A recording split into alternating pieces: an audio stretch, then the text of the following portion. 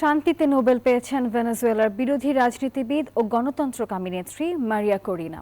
Nobel committee জানিয়েছে, ভেনেজুয়েলায় গণতান্ত্রিক অধিকার প্রতিষ্ঠা এবং নাগরিক স্বাধীনতার পক্ষে নিরলসভাবে কাজ করে যাচ্ছেন মাচাদো।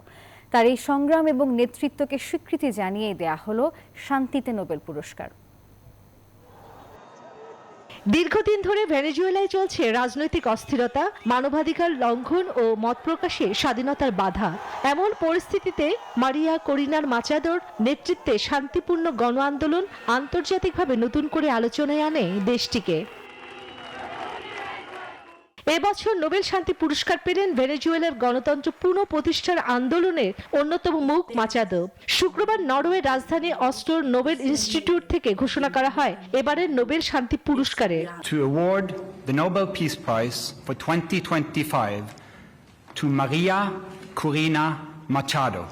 নোবেল কমিটির পক্ষ থেকে জানানো হয়েছে, ভেনেজুয়েলাকে এক নায়কতন্ত্র থেকে গণতন্ত্রের পথে ফেরানোর সংগ্রামে মাচাদো কেবল নিজের দেশকেই নয়, গোটা দক্ষিণ আমেরিকার নাগরিক আন্দোলনকে অনুপ্রেরণা দিয়েছেন।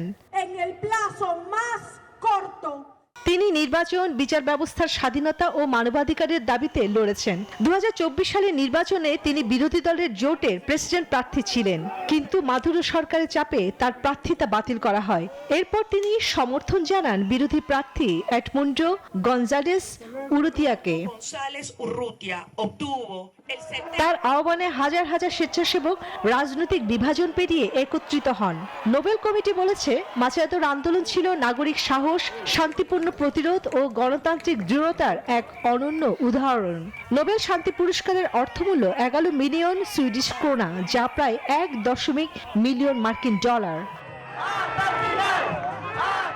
পুরস্কারটি আনুষ্ঠানিকভাবে প্রদান করা হবে আগামী 10 ডিসেম্বর। বিশ্লেষকদের মতে এই পুরস্কার ভেনেজুয়েলার রাজনৈতিক প্রেক্ষাপটে নতুন ভারসাম্য সৃষ্টি করতে পারে এবং যুক্তরাষ্ট্রের অবস্থানকেও প্রভাবিত করবে। চন্দ্রা, নিউজ 24।